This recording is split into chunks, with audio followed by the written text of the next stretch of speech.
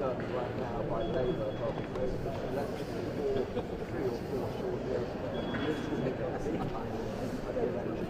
Also, you've got Labour representing coastal communities who will be concerned. Is this really that it was in those areas when they thought, think about the job boosting our UK emissions? That was the idea of it. That hasn't happened.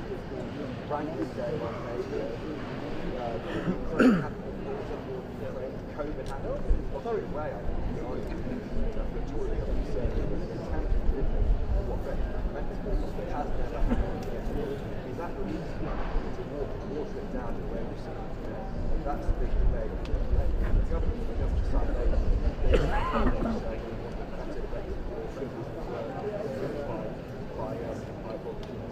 when Brexit happened, it wasn't the Labour Party's policy, the Tory party.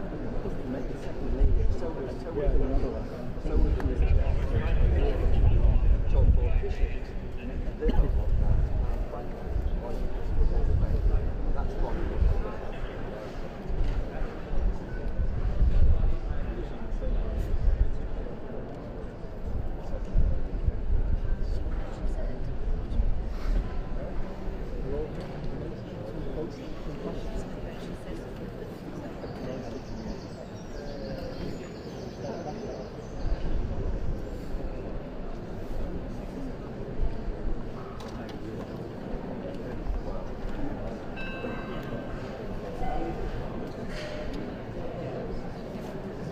that's a great question.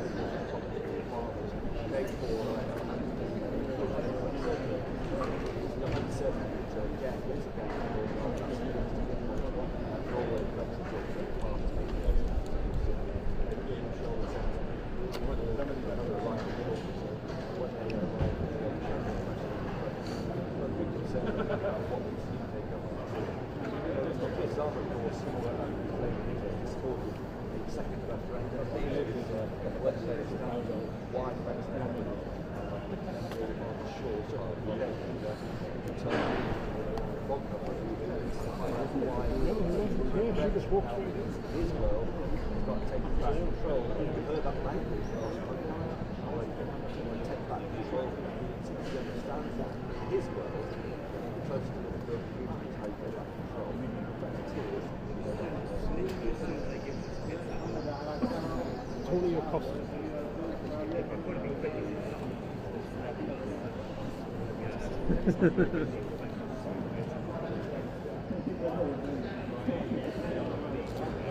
No, but we won't make it because I'm saying that there's like a small boat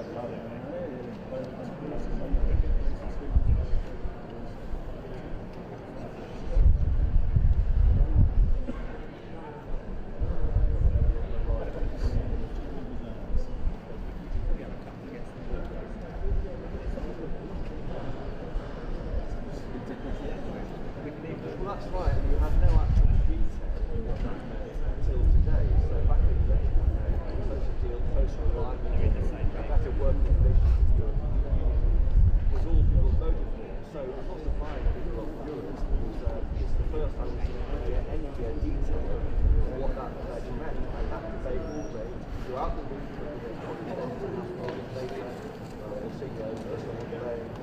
and the funders that have blood on our partnership. Why not that such an idea? How do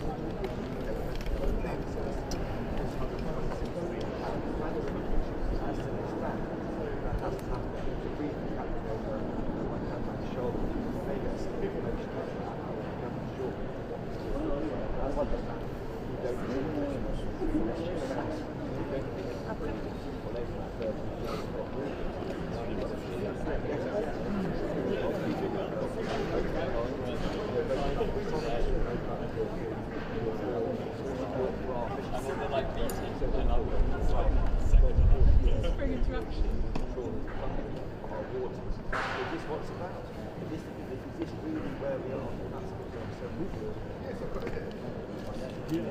Thank you.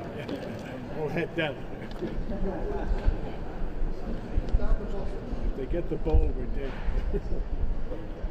If we don't have the ball, we're dead.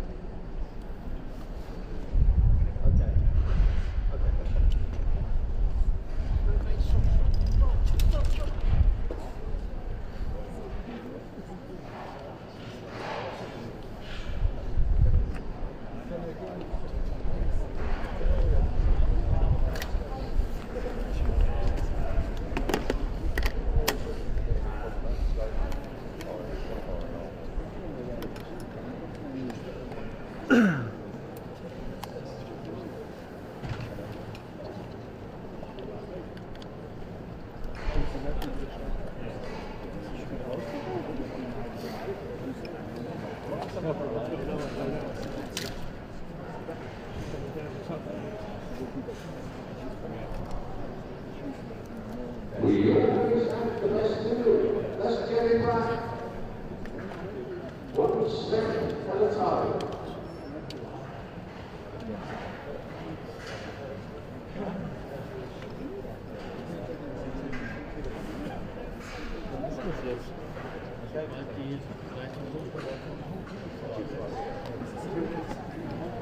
Yeah, 2 minutes first on home. 2 minutes.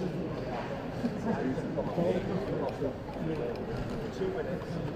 Just saying. It's around. Friendly.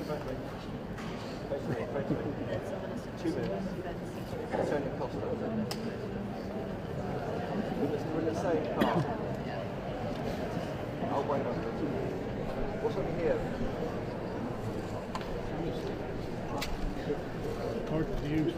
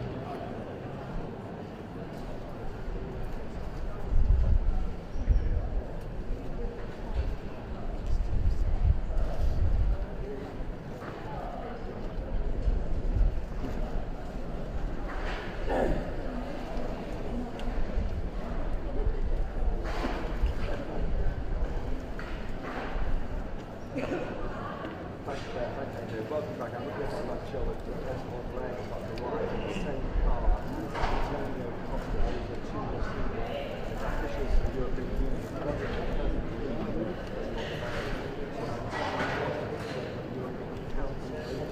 Come flat.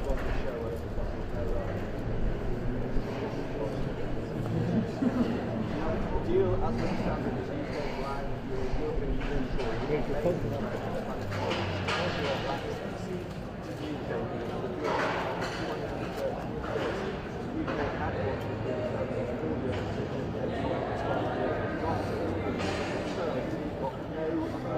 checks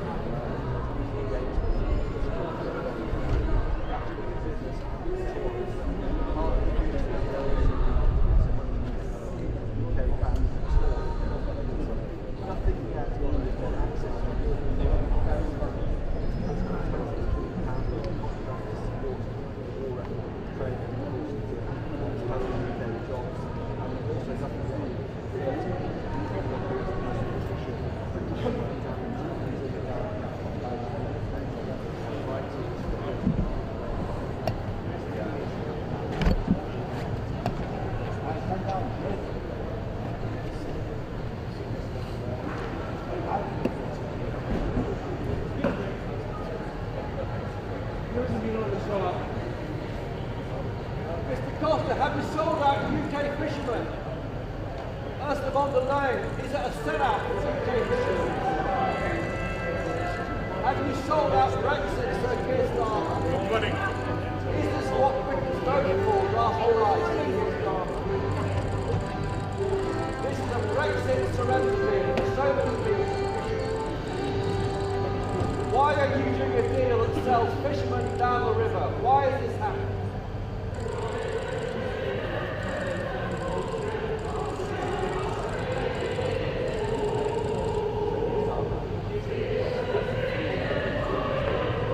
Have you sold out the fishermen?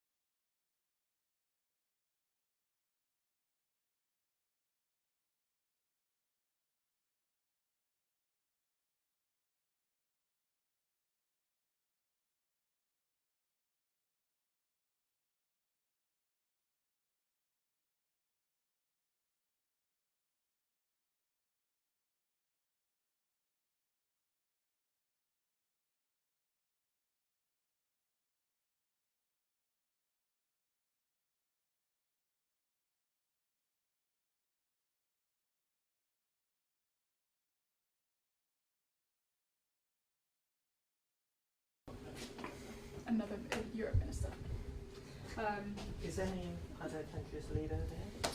Just UK and EU. Yeah. No hidden Macrons, I'm afraid. Not yet, anyway. Mind your steps. We're going up 2 flights. Two. Oh shit. Thank you. Cheers. That's your fitness buddy? Yes.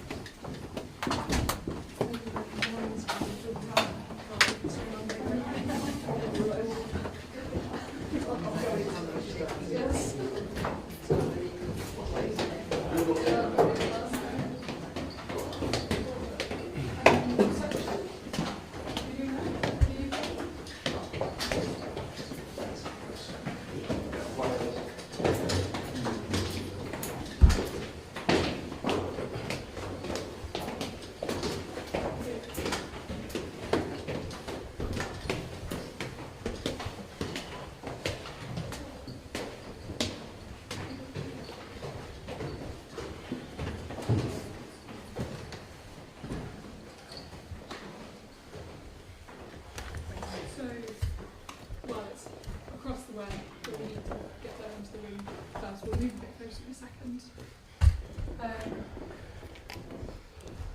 We've got XLRs out for you. We've all got dedicated people to grab them and plug them in, apart from you then, and help you. Yeah, I can also. Thank you. Fine. And we briefed the Prime Minister just give us a minute or so, 30 seconds, just to make sure everyone's in, plugged in, happy, line level. Line level? Yeah. And this is just a pre-rec this, so feed it back afterwards, not to be going out live. Okay. So pre-record, and then no embargo, so just send it back straight away.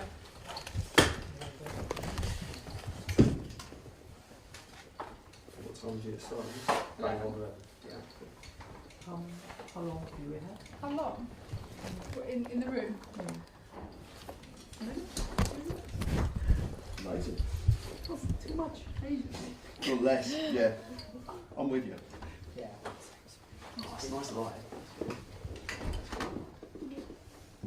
Out there. It's through there.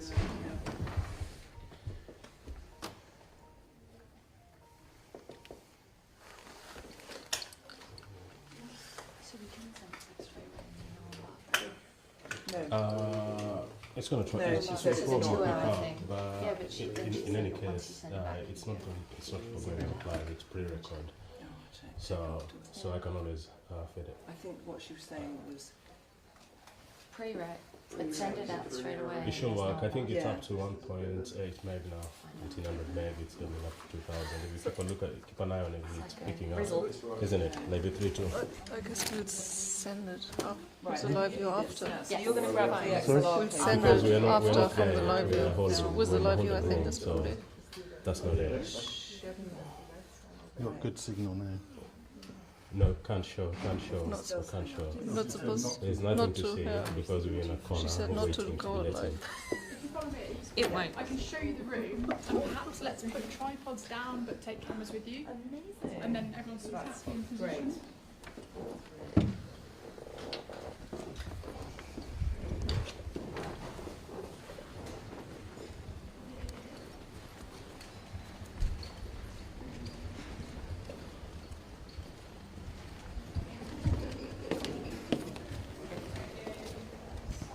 So if you want to come back close to a tripod, you can see the room.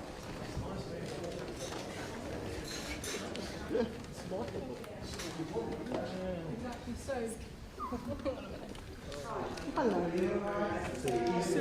so here on the right hand side, so you've got Chancellor, PM,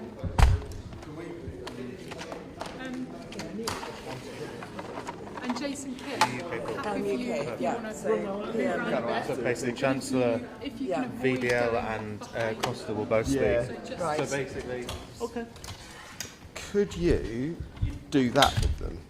So I can sort of be... Yeah. basically, the test for all of you is I think it's a Hail Mary. Just run this. What's audio? Okay. Right. Too tight. I mean, I think I've compromised a bit on I don't think. BDL You to. won't see them all. Thanks. So yeah, basically the PM is on that side. Yeah. Is that for me? And it's line level. Line level? Can I get a Thank you. leg that Thanks, goes mate. Appreciate it. more, or Sorry. that way?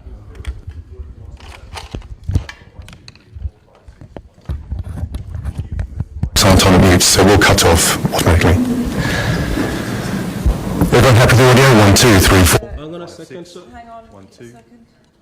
1, 2, 3, 4, 5, 6, 7, 8, 9, 10. 1, 2, 3, 4, 5, 6. I've got some kind Check. of. 1, 2, 3, 4, 5, 6. You guys all happy? No. I'm sure it's line level. No, it's mic level. Okay, just a bit more for me, please. 1, 2, 3, 4, 5, 6, 7, 8, 9, 10. 1, 2, 3, 4, 5, 6. Check. 1, 2, 3, 4, I've got 5, a 6. horrible ticking noise. Is everyone else's clear? Is yours clear on the sound? Is all clean for you, yeah? So you guys, quarter inch. No, I've only got quarter inch cans. Oh, yeah, Yeah, I've got a really horrible line level. Let me listen to it. No, but I tried line level and there was nothing. But and it was still giving a horrible flicking noise. Try another cable. Here you go. Try another cable. We've got 2 minutes and then we're moving out. I never forget that. That would be on fine. Okay. Come back in and plug in again. Alright, can you just give it a go again? 1, 2, 3, 4, 5, 6. 1, 2, 3, 4, 5, 6, 7, 8, 9, perfect. 10. Yeah. You guys happy yet? Yeah, 1, that's 2, good. 3, 4, So will you come back, yeah? 5, 6, 7, 8, 9, 10. Opposite. Bit more? 1, 2, 3, 4, 5, 6, 7, 8, 9, 10. 1, 2, 3, 4, 5, 6. Welcome and good morning. 1, 2, 3, 4, 5, 6. Check. 1, 2. I don't think it's going to get 1, 2, You're 3, standing 4. on the long, yeah?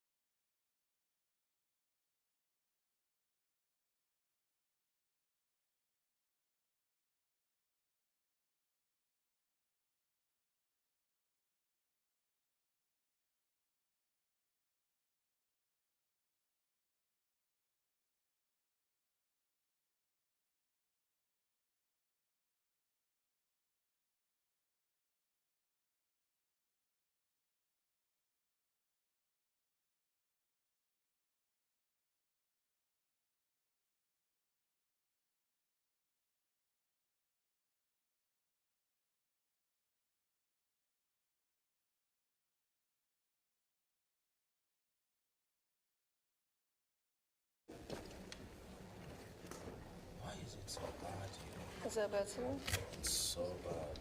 How many different networks do you have? I've got like 7, but it's only giving me 500 Mbps. I've got 7 SIM cards connected, but it's just down to 492. It's horrible, man. Recorded, sent off. And there is no free Wi-Fi. You got loads of signals. Yeah, it does show that, but it's just it's throttled here because of security reasons, probably. You think? Yeah, the Wi-Fi was from the last time, wasn't it? What's yours looking like this? Oh, no, Are you all okay?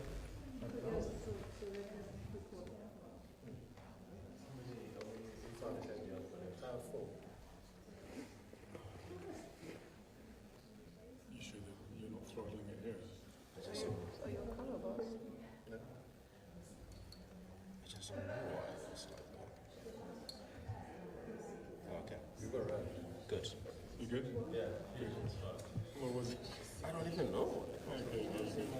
Sometimes it takes a while for them, and then one card clicks in, then another one, then another one. Yeah. It's never instant. I just want to chop it again. Oh, It's ending, yeah.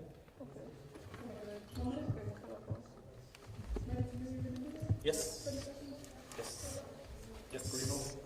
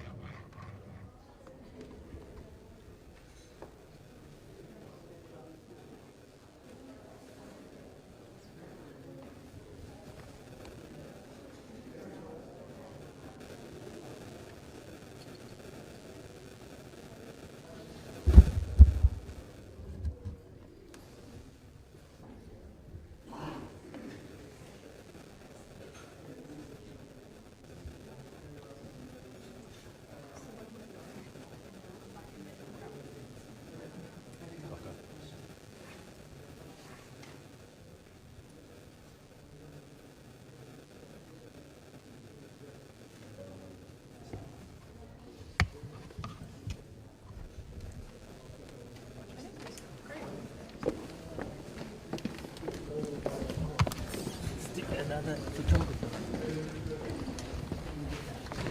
And it is hard.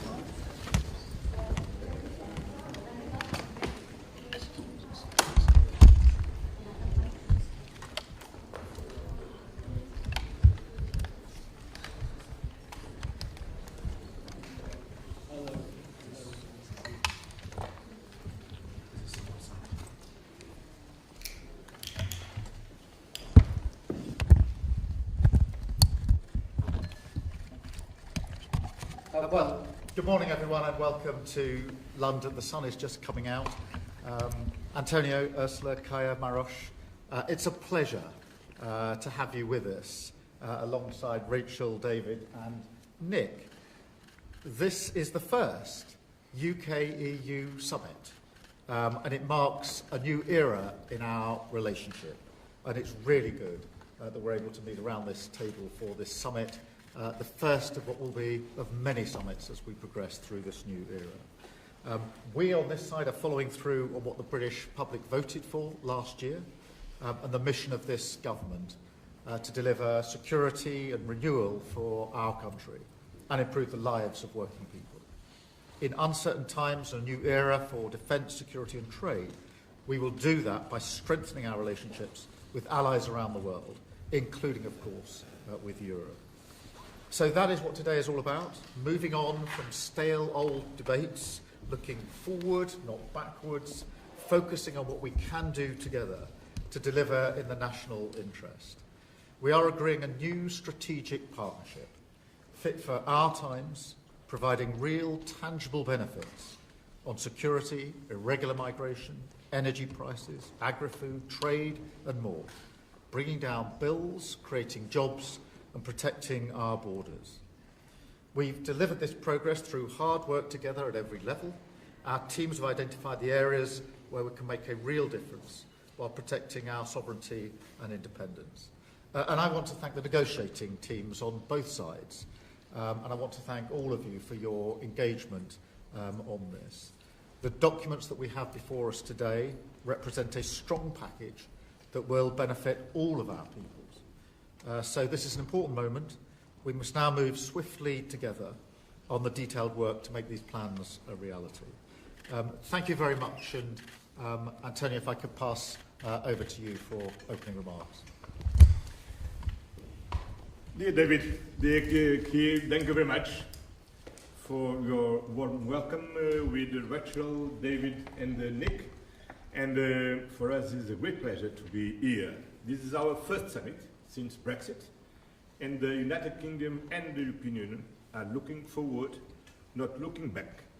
We are here to work on the new relationship, not to talk about the past one.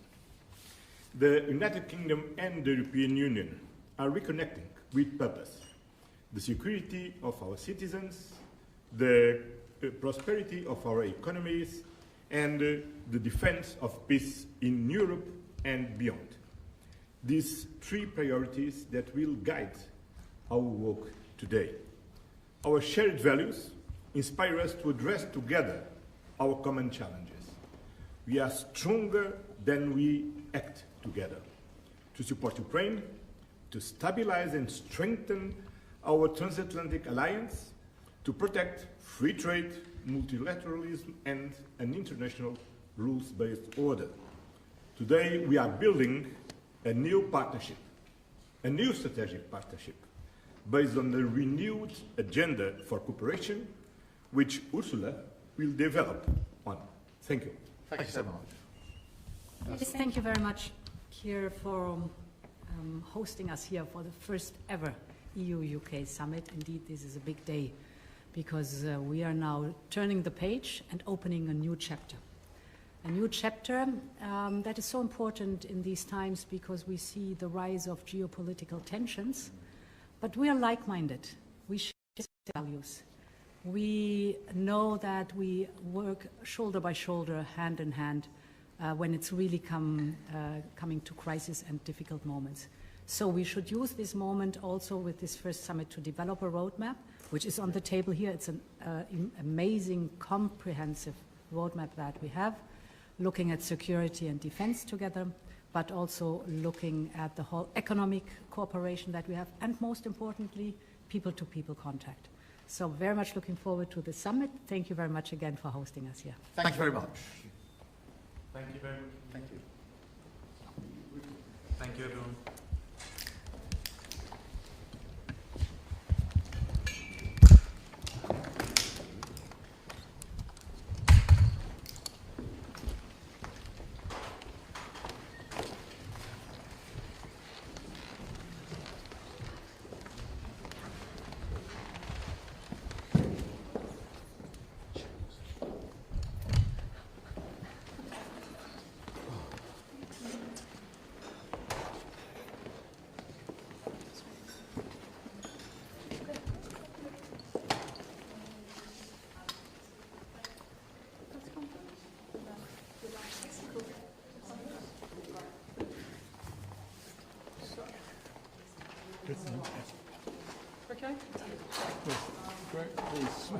Smooth operation.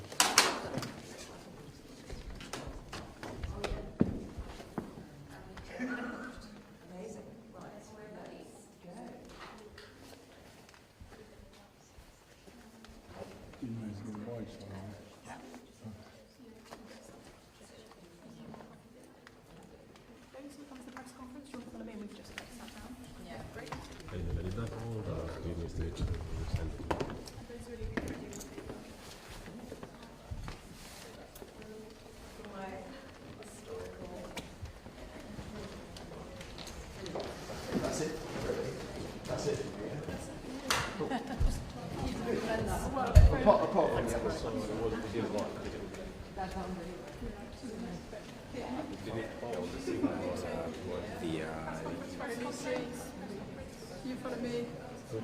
Press conference. Do you want to go now or do you want to put everyone else? No, they were not asking us to do Yeah, actually the train line took forever yesterday.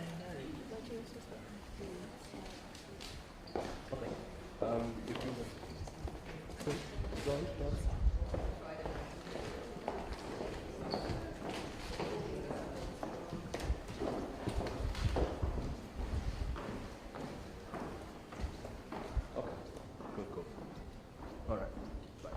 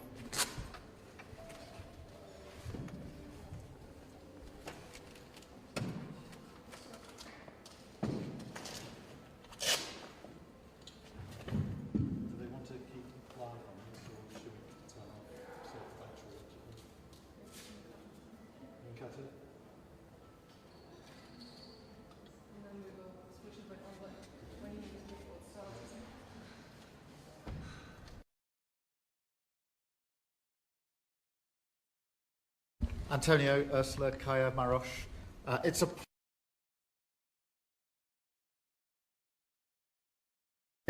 pleasure to have you with us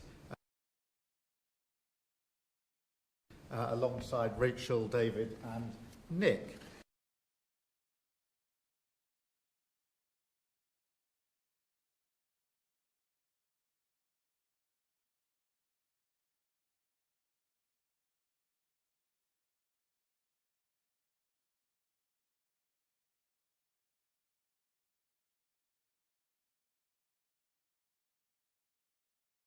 Nick, this is the first UK-EU summit, and it marks a new era in our relationship, and it's really good that we're able to meet around this.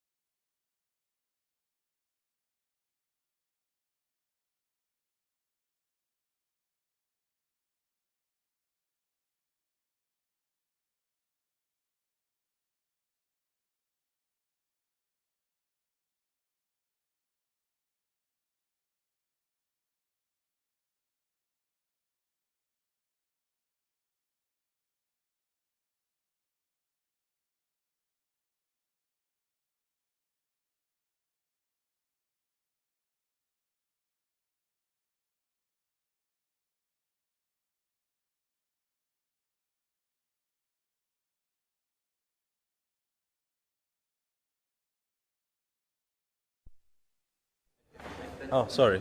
I fucked it. Hang on a second.